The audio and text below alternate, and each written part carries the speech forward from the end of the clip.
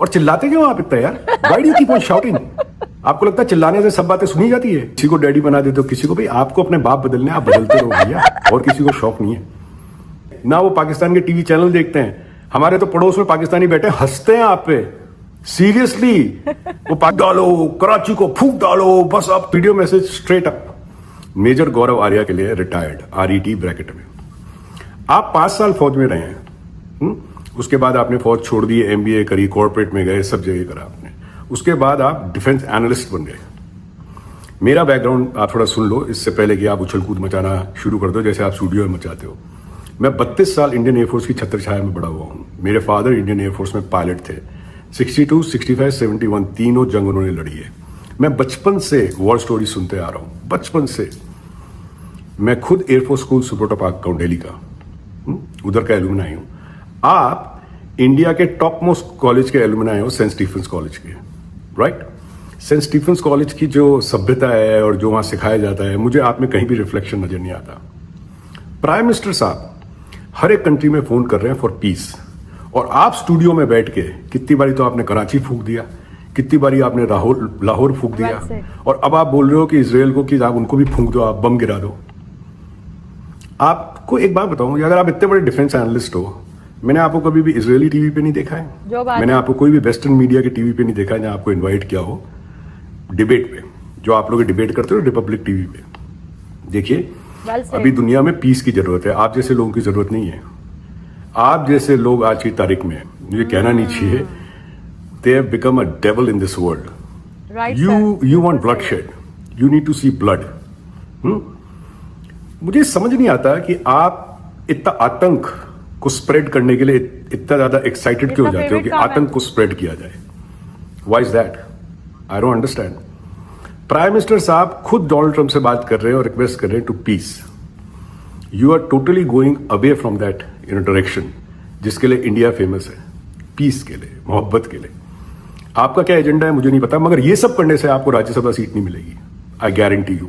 आप जैसे बहुत आए, पहले मुच्छड़ आते थे, बड़ी पता नहीं किस तरह बात करते थे, वो वाले मुच्छड़ नहीं जो आपके आते हैं, मेजर जनरल साहब नहीं, बख्शी साहब नहीं, दूसरे आते हैं जो यहाँ पे भगत सिंह का लगा के रखते हैं और पता नहीं अपने आप को भगत सिंह समझते हैं। वो उसी तरह आप हो। आप किसी तरह ना, आपको इतना ज्यादा हो गया कि आपको अपनी दुकान चलानी है और आपको लोगों की नजर में रहूं मैं, चाहे कुछ भी बकवास करूं मगर मैं नजर में रहूं। आपको लगता है कि पूरे जितने डिफेंस के लोग हैं वो बेवकूफ है। जिस तरह से ऑपरेशन सिंदूर के टाइम पे आप रिपब्लिक टीवी पे, आपका तो क्लिप मालूम है आपको, जोकर बोलते हैं आपको, फूक डालो, कराची को फूक डालो, बस अब तो फौज पहुंच चुकी है, अब तो नेवी आपसे बस थोड़ा सा चाहिए, आप कराची के डॉक्स फूक डालो, पता नहीं क्या करते हो आप। आपके खुद के बैचमेट्स आपकी मजाक उड़ाते हैं। आई एम टेलिंग यू, आप तो हमसे बहुत ज्यादा जूनियर हो, बहुत जूनियर हो आप तो, आप में हमारे में 10 साल का फर्क होगा इजीली। तो जो ये आपने, ये जो आप करते हो ना नौटंकियां, जिस तरह जो हिंदू जाते हैं और वो करते हैं अब इसके मस्जिदों के सामने जो मुजरे करते हैं, उस तरह से आप भी टीवी पे बैठ के मुजरा ही कर रहे हो। बिल्कुल सही बोला। आपकी वजह से हिंदुस्तान के मीडिया का मजाक उड़ रहा है, आप जैसे लोगों की वजह से पूरी दुनिया में। और मैं फिर रिपीट कर रहा हूं, अगर आप इतने बड़े डिफेंस एनालिस्ट हो तो आपको वेस्टर्न मीडिया में क्यों नहीं बुलाया जाता? मैंने तो एक क्लिप नहीं देखी है आज तक, आप दिखा दो फॉक्स पे, CNN पे, क्रिश्चियन आमनपुर के शो में, किसी के भी शो में, किसी के भी शो में। मैं सोशल मीडिया छोड़ दूंगा या आप अपनी बकवास करना छोड़ देना। बिल्कुल सही बात है। आपकी एक सेट ऑडियंस है, मैं शुरू से एक बात कर रहा हूं, आपकी एक सेट ऑडियंस है, उसको आप लोग केटर करते हो। कभी इजराइल हमारे भाई हैं, कभी डोनाल्ड ट्रंप हमारे नए डैडी बन गए, कभी किसी को डैडी बना देते हो, किसी को, भाई आपको अपने बाप बदलने, आप बदलते रहो भैया, और किसी को शौक नहीं है। आज की तारीख में प्राइम मिनिस्टर मोदी हर किसी को फोन करके ये बोल रहे हैं लेट द पीस प्रिवेल। आप लोगों को पता नहीं अजीब ही कीड़ा है भाई, आपका और पाकिस्तान का, इंडिया और पाकिस्तान का बायलैटरल प्रॉब्लम है। ये डिप्लोमेसी बायलैटरल है। अभी जो चल रहा है वो इंटरनेशनल डिप्लोमेसी चल रही है। मेरा किसी से झगड़ा हो, आपका मेरा झगड़ा हो, समझो, और पूरी दुनिया में पूरे मोहल्ले में भी झगड़ा हो, तो पूरा मोहल्ले को भस्म कर देंगे हमारे झगड़े की वजह से? बताओ मुझे आप। पाकिस्तानी आपका मजाक उड़ा रहे हैं, जो आपके ऑडियंस है ना गौरव आर्या जी, वो कोई पाकिस्तानियों से मिलते हैं ना, उठते बैठते, उनको कुछ लेना देना नहीं है ना, वो पाकिस्तान के टीवी चैनल देखते हैं। हमारे तो पड़ोस में पाकिस्तानी बैठे हंसते हैं आप पे, सीरियसली। वो पाकिस्तान में भी ऐसे बैठे हैं। तो आप दोनों जुगलबंदी करके, और एक जो महिला आती है ना आपके, मैं उनको जानता हूं 10 साल से, वाकई 10 साल पता से नहीं कौन वो किसको कोई डिफेंस उठाता है एनालिस्ट ये। नहीं है।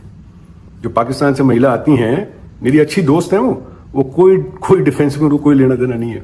बट आपको लगता है एक पाकिस्तानी मुर्गे को यहाँ मुर्गी को उठा लो और एक इंडियन अपने मुर्गे को उठा लो और दोनों में चालू कर दो। टीआरपी का खेल है आप लोगों का, ठीक है। और मैं रिपीट कर रहा हूं आपको, ये सब बकवास है। आप कभी भी राज्यसभा नहीं जा सकते, कभी भी नहीं जा सकते।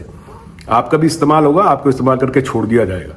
अच्छे खासे कॉर्पोरेट जॉब में थे आप, वो कॉर्पोरेट जॉब आपने छोड़ दी और फिर आप डिफेंस, और कैसे आप स्विच किए हो, पहले आर्मी में, फिर कॉर्पोरेट जॉब, फिर डिफेंस एनालिस्ट। आपको लगता है डिफेंस एनालिस्ट ऐसे ही बन जाते हैं क्या?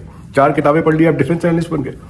आप एक बार बताइए कितनी जंगों में गए हो? जंग की बात कर रहा हूं मैं, स्कर्मिशेस की बात नहीं कर रहा, जंगों की बात कर रहा हूं। कितनी जंग में गए हो आप? भाई साहब 71 में लोग कमीशन होते हैं इंडियन एयरफोर्स में, कोई एक्शन नहीं देखते और रिटायर हो जाते हैं। मेरे फादर खुद ये बोलते थे कि मुझे तो इन बच्चों में बड़ा तरस आता है जो फौज में जाते हैं, they become pilots and they don't see any action and they get retired. आपने कौन से एक्शन देखे? कौन से परमवीर चक्रा हो आप? कौन से अशोक चक्रा हो आप? कोई हो आप? आपको सिर्फ नौटंकी करनी है, ठीक है। मेरा बुरा मत मानना, मैं आपसे बड़ा हूं उम्र में और फौज का ज्यादा तजुर्बा है। मैं बचपन से, पहला दांत नहीं निकला ना तब से फौजियों की कहानियां सुनते आ रहा हूं, तब से 32 ईयर्स। 1962 कमीशन है मेरे फादर, 1962 में इंडियन एयरफोर्स में कमीशन हुए थे मेरे फादर। सर जी ये हरकतें करना बंद कर दीजिए, लेट द पीस प्रिवेल। अपनी जो लैंड है वो महावीर और बुद्ध की लैंड है, समझे। और आप किस तरह बिहेव कर रहे हैं, जैसे तो आप, जैसे वो होते हैं ना तालिबानी, उस तरह आप बिहेव कर रहे हैं स्टूडियो में बैठ के। और चिल्लाते क्यों आप इतना यार? Why do you keep on shouting? आपको लगता है चिल्लाने से सब बातें सुनी जाती है? क्यों हमारे पास रिमोट नहीं है क्या? उसको बंद कर दिया, म्यूट कर देते हैं लोग आजकल। जैसे ही आप आते हो ना म्यूट कर दिया। सही बात है, ये हाल है। मैं बता रहा हूं brother, I am telling you, सच बोल you रही है यार। are becoming a problem. People like you are becoming a problem for Prime Minister Modi and India at large. I'm telling you. जब ऊपर लेवल पे बात हो रही होती है ना, तो बच्चों को ज्यादा बोलना नहीं चाहिए। जब ऊपर लेवल पे बात चल रही है ना सब, ठीक है, ऊपर लेवल पे आपका बस चले तो आप तो बोलो स्टेट और हरमूज को भी फूंक डालो आज, तो ये कर दो, अपनी शिपें निकाल दो, ये कर दो, फलाना कर दो। भाई what nonsense is going on man, what nonsense. तो आपका जो इंटेलिजेंस है ना, वो लो आईक्यू लोगों के लिए ही वहीं तक सीमित है, उससे ज्यादा आपका कुछ भी लेना देना नहीं है, nothing. And you are creating a problem on international level for India and Indian government 101%। क्योंकि जो आप बकते हो ना, उसका बॉर्डर नहीं है कि वो इंडियन बॉर्डर में सीमित रह जाएगी, आपकी बात कहीं बाहर नहीं जाएगी।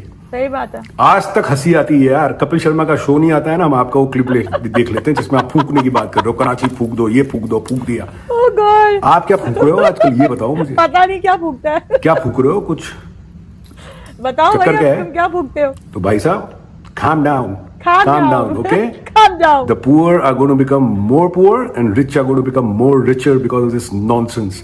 And what nonsense you are trying to promote in the world. फूंक डालो, ये कर दो, इजरायली हमारे भाई हैं। How many Jewish people you know? How many Jewish people you know? गौरव, मैं 30 साल से 30 years से I'm into diamond business. I've been dealing with Jewish people for last 27 years in United States of America. I know how these people think.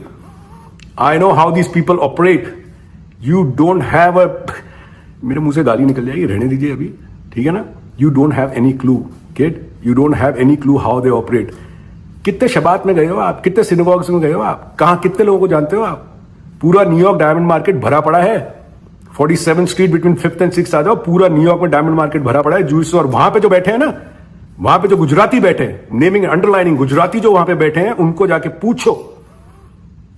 पूछो वो क्या सोचते हैं। There is a thing, there is known Hasidic Jews, do you know about it? जिनके ये होते हैं वो काले कपड़े पहनते हैं। हेसिडिक जूस के अंदर और मॉडर्न जूस में बहुत बड़ा फर्क है। My supplier in my business lives in Tel Aviv. I've been to Israel 2 times. How many times have you been to Israel? How many times?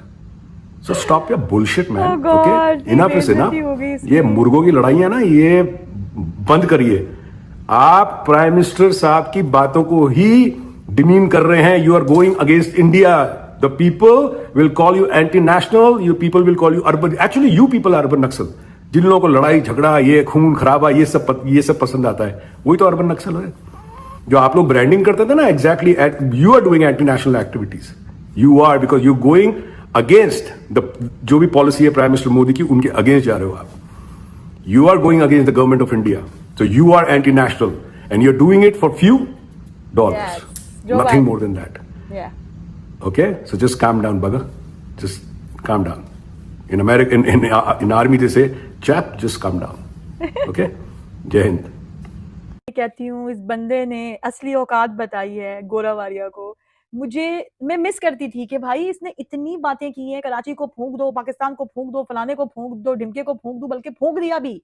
आपके मुल्क में जंग हो रही हो तो लोग बेचारे न्यूज देखते हैं कि क्या हो रहा है क्या नहीं हो रहा, सच्चाई को ढूंढ रहे होते हैं। और इस जैसे लोग, ये कालक है भाई मीडिया के ऊपर, कालक। इसने इतना झूठ फैलाया है उस टाइम पे, इतना झूठ, इतना पैनिक, लोग इतना परेशान हो गए। इंडिया के लोगों की बात कर रही हूँ, मैसेजेस है मेरे पास कमेंट्स के अंदर कि भाई इस बंदे ने हमारे जो है दिमाग खराब जो है कर दिया, हम तो इनको देखते भी नहीं है, हम म्यूट कर देते हैं। वो बिल्कुल ठीक कह रहे हैं। इस बंदे ने जो इसको बेइज्जत किया है भाई साहब, मैं कहती हूँ उसके बाद तो इसको ये मीडिया लाइन छोड़ देनी चाहिए। वैसे तो इसमें गैरत और शर्म है नहीं, ठीक है, लेकिन अगर इसमें जरा सी भी है उम्मीद जो है ना होनी चाहिए, तो इसको ये लाइन छोड़ देनी चाहिए। मैं यही सोच रही थी, इसको फौज में किसने रखा है? इसके माइंड के अंदर ही क्राइम है, इसके माइंड के अंदर ही खून खराबा है, इसके माइंड के अंदर ही जहालत है। मतलब लोग ठीक है बोलते हैं पाकिस्तान इंडिया का ये सीन जो है चलता रहता है और ठीक भी शायद हो जाएगा, बट इन जैसे लोगों की वजह से कुछ भी ठीक नहीं हो सकता। गोदी मीडिया सारा ऐसा है, और मैं कहती हूँ सबके ऊपर एक्शन होना चाहिए, क्योंकि ये इसने इंडिया को बदनाम किया हुआ है, ठीक है। और इसकी बातों की वजह से अगर ये वाला स्टेटमेंट, इसका जो इसकी सारी बात है, वो सारी अगर इंटरनेशनली ये फैल गई ना, इतना कोई जिल्लत होने वाली है तुम लोगों को, इतनी कोई जिल्लत इंडिया को मिलने वाली है जिसकी हद नहीं। ये बिल्कुल भी बंदा रिस्पॉन्सिबल नहीं है। इंडिया में अच्छे लोग भी हैं, मैं हमेशा बोलती हूँ अपनी वीडियो में, और जो है पीस की बात करनी चाहिए, लेकिन इसकी जहालत खत्म ही नहीं होती। मुंह खोलता है तो ऐसा लगता है कोई भाई गंद ही गंद फैल गया हर जगह। इसराइल की जो है बात करता है तो उनका तो काम ही है, वो बोल तो है ही ऐसे, और इसकी और उनकी हरकतें मुझे सेम लगती हैं। मैं सच बताऊं, मुझे कुछ भी अलग नहीं लगता। वाकई इसकी बातें सुनकर ऐसा लगता है कि अगर इसके हाथ में हो तो ये सब हर चीज के अंदर तबाही डाल देगा। जर्नलिस्ट आज ऐसे हैं इंडिया के अंदर जो पाकिस्तान की तारीफ कर रहे हैं। इस जाहिल को ये नहीं मालूम है कि ये कोई पर्सनल जंग नहीं है, ठीक है, ये कोई इंडिया पाकिस्तान की जंग नहीं है। ये इंटरनेशनली तबाही हो सकती है अगर पाकिस्तान बीच में नहीं आता, और पाकिस्तान अगर सामने आया है, वो एफर्ट्स दिखा रहा है, तुम भी सामने आते, तुम्हें किसने रोका है? तुमको, तुम्हारे मोदी को, और तुम जो जैसे लोग हैं उनको किसने रोका है? इस जंग में हर कोई अपना किरदार अदा कर सकता था। अगर पाकिस्तान को अल्लाह ने इज्जत दे दी और वो सामने आ गया, तो तुम लोगों को क्या तकलीफ है? और इतनी तकलीफ हुई है कि उसने ऐसा स्टेटमेंट जो है दे दिया कि लोगों के होश उड़ गए हैं, और लोग ये सोचने पे यार मजबूर हो गए हैं कि इसकी ज़हनियत है कैसी। इतने सारे लोग हर्ट हुए होंगे, कितने सारे लोगों को अफ़सोस हुआ। और बात आखिर में बोलूँगी, ये जो पाकिस्तान से लेकर आते हैं ना आरज़ू साहिबा को, क्योंकि मैं नाम लूँगी, इन्होंने तो नाम नहीं लिया पर मैं लूँगी, इनकी तो मुझे समझ ही नहीं आती। या तो ये खामोश रहेंगी, या फिर ये एक साथ ही बोलेंगी और उल्टा ही बोलेंगी। ये अपने जैसे लोग जो है ढूँढ लेते हैं, ठीक है, सामने से। तुम किसी सही बंदे को लेकर आओ ना, तो फिर मज़ा आए, वो तुमको जवाब भी दे। आप पता नहीं जो है किन को ले आते हैं, और मेरा ख़्याल है कि इनको शायद आने के पैसे मिलते हैं, या ये लोग फ्री में आते हैं, ये मुझे आइडिया नहीं है। लेकिन ये सारा जो गेम है ना, वो पैसे का ही है। कम से कम तुम लोगों के पास एक पावर है मीडिया की, तो उसको अपनी इज़्ज़त के लिए छोड़ो। अगर तुम्हें अपनी इज़्ज़त की परवाह नहीं है, तो अपने मुल्क के लिए ही उसको इस्तेमाल कर लो। तुम्हारे नाम के आगे मेजर आता है, उसकी इज़्ज़त ही रख लो।